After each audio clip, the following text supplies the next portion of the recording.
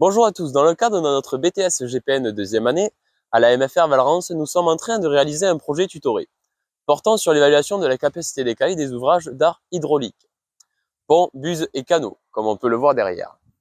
Pour les chiroptères, ce projet que nous a commandé l'OFB est réalisé en Aveyron, dans les régions naturelles du Rougier et de Camarès, sur 3 communes distinctes, Gissac, Montlore et Rebourguis. Dans un premier temps, nous avons répertorié l'ensemble des ouvrages hydrauliques des communes, en croisant via l'outil SIG ArcGIS les réseaux hydrographiques, les routes et chemins communaux, pour identifier la présence d'ouvrages. Dans un second temps, des sorties terrain ont été réalisées par mon groupe sur les 3 communes pour opérer une sélection. Cette sélection vise à trier les ouvrages susceptibles d'être favorables aux chiroptères, se basant sur un critère principal, la hauteur du pont ou de l'ouvrage. Si le pont fait moins de 1,5 m, nous ne le sélectionnons pas. Si le pont fait plus de 1,5 m, nous le sélectionnons.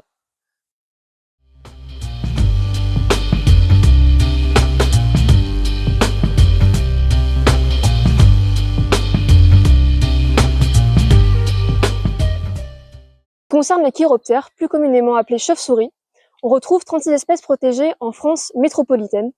Et parmi ces 36, 27 espèces de chauves-souris sont recensées dans l'Aveyron. Les chauves-souris sont classées en 4 familles principales en France métropolitaine. Les Vespertilionidae, les Molocidés, les Minioptéridés et enfin les Rhinolophidés. Comme notre projet tutoré cible les ouvrages d'art hydrauliques, on est susceptible d'y rencontrer des espèces majeures.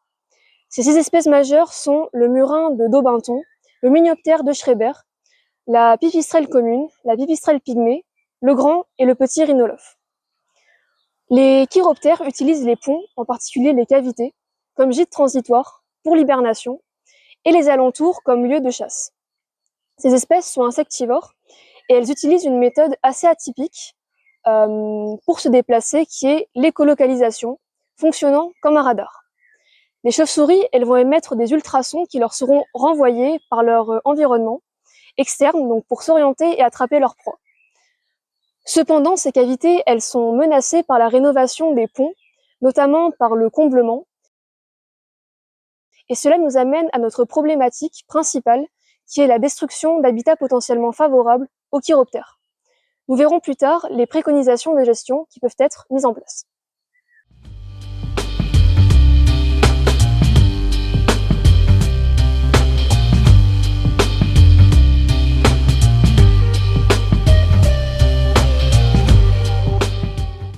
Après avoir pris en compte des éléments précédemment abordés, une liste des ouvrages a été établie, ainsi que des protocoles visant à identifier les ouvrages les plus favorables aux chiroptères. Un protocole spécifique sera alors mis en place afin de rechercher des indices de présence sous ces ouvrages favorables. Concrètement, il s'agit d'observer la présence de guano au sol, excréments sous forme de petits grains noirs, ainsi que de toiles d'araignée rompues, celles-ci étant souvent brisées par les chauves-souris lors de leur sortie d'hibernation. Ces indices permettront de confirmer ou non leur présence sur les ouvrages. En l'absence de tout signe de présence, un second protocole sera mis en œuvre en soirée. Il sera alors nécessaire d'être sur site 30 minutes avant la tombée de la nuit afin d'observer les vols ou d'utiliser des détecteurs ultrasonores type botlogger ou écometteur pour capter leurs cris et permettre ensuite leur identification.